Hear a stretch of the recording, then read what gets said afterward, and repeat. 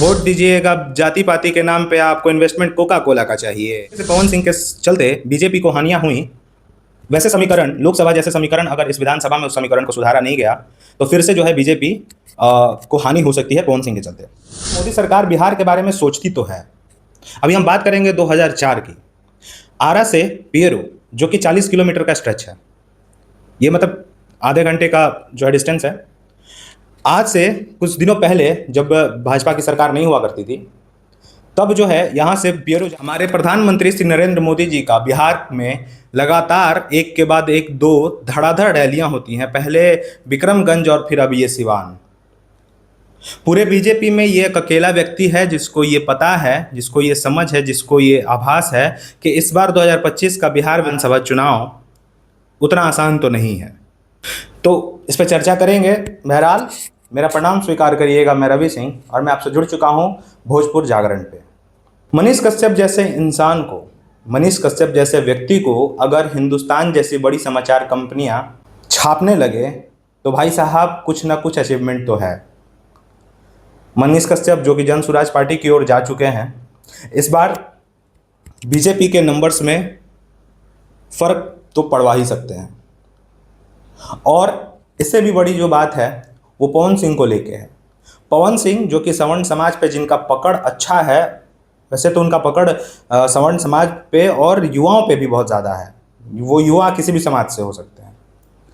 तो खास करके सवर्ण समाज पे, जैसा कि अभी हमने देखा, अभी 2024 का लोकसभा चुनाव कैसे काराकाट में पवन सिंह सवर्ण समाज के वोट को इधर उधर करते हैं, ये हमसे और आपसे छुपा नहीं है। और उसी का जो परिणाम होता है वहाँ पे एनडीए के प्रत्याशी उपेंद्र कुशवाहा जिनको भारी नुकसान होता है। और इसी का कारण है, यही वजह है कि वहाँ से कुछ दूर सासाराम लोकसभा सीट जो है बीजेपी 19,000 वोटों से हारती है। तो जाति का कैसे छोटा छोटा इम्पैक्ट होता है चुनाव पे, ये हमें देखना ज़रूरी है। उसके बाद हम आरा आते हैं। आरा लोकसभा सीट जहाँ के नेता और बीजेपी के बहुत दिग्गज नेता और राजपूत के भी नेता हम इनको कह सकते हैं, राजकुमार सिंह, आरके सिंह,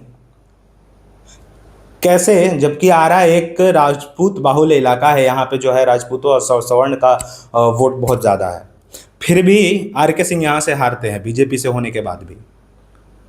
तो ये किसी से छिपा नहीं है। उसके पीछे कारण क्या था? उसके पीछे कारण था पवन सिंह के खिलाफ जो बयानबाजी हुआ था। चुनाव से कुछ दिन पहले आरके सिंह पवन सिंह के खिलाफ बयान दिए थे। वही कारण था, वही परिणाम हुआ कि यहाँ से जो है आरके सिंह हार गए, लोकसभा सीट हार गए। तो लोकसभा चुनाव में जिस तरीके से पवन सिंह के चलते बीजेपी को हानियां हुई, वैसे समीकरण, लोकसभा जैसे समीकरण अगर इस विधानसभा में उस समीकरण को सुधारा नहीं गया तो फिर से जो है बीजेपी को हानि हो सकती है पवन सिंह के चलते। यहाँ पे जाति पाति के नाम पे लोग इतने बटे हुए हैं कि डेवलपमेंट, शिक्षा और रोजगार की बातें तो बहुत दूर हैं। कहाँ से हो सकती हैं? ये तो बिहार की वास्तविकता है। और फिर हम कहते हैं कि डेवलपमेंट नहीं हो रहे हैं, इन्वेस्टमेंट्स नहीं आ रहे हैं। वोट दीजिएगा जाति पाति के नाम पे, आपको इन्वेस्टमेंट कोका कोला का चाहिए। अरे वो तो शुक्र है चिराग पासवान जी का, जो कि बिहार के बक्सर में कोका कोला कंपनी का इन्वेस्टमेंट लेके आए हैं। 1200 करोड़ के लागत से बन रहा कोका कोला का प्लांट आरा के बिहार के बक्सर में। देखिए, मोदी सरकार बिहार के बारे में सोचती तो है। अभी हम बात करेंगे 2004 की। आरा से पियरो जो कि 40 किलोमीटर का स्ट्रेच है, ये मतलब आधे घंटे का जो है डिस्टेंस है। आज से कुछ दिनों पहले जब भाजपा की सरकार नहीं हुआ करती थी, तब जो है यहाँ से पियरो जाने में आधा घंटा का जो कि डिस्टेंस है, वहाँ पे जाने में 3 से 4 घंटा लगते थे। मतलब रोड जो है, रोड थे ही नहीं, गड्ढे ही थे सिर्फ। और जाके अभी जो तस्वीर है आप जाके खुद देख सकते हैं, या फिर आप लोग, बहुत लोग गए होंगे उस रूट में तो आपने देखा होगा। यहाँ से पियरो तक का जो स्ट्रेच है, मतलब कि, और जैसे बिजली का तो नामो निशान, मेरा गांव उधर ही पड़ता है। पियरो से 20 किलोमीटर आगे पड़ेगा तराड़ी थाना, वहाँ पे मेरा गांव पड़ता है, बड़का का। वहाँ पे उस राज्य में, मतलब मैं लालू की राज की बात कर रहा हूँ ऑफ कोर्स, तो उस राज्य में बिजली मेरे गांव में किसी ने देखा भी नहीं था। अभी लोग जाइएगा वहाँ पे, तो लोग घर में चूल्हा नहीं बल्कि इंडक्शंस पे खाना बना रहे हैं। ये तस्वीर है अभी वहाँ की। ये पॉसिबल सिर्फ इसीलिए हुआ क्योंकि बीजेपी की सरकार थी। ऑफ कोर्स नरेंद्र मोदी काम भी कर रहे हैं और बिहार के बारे में सोचते भी हैं।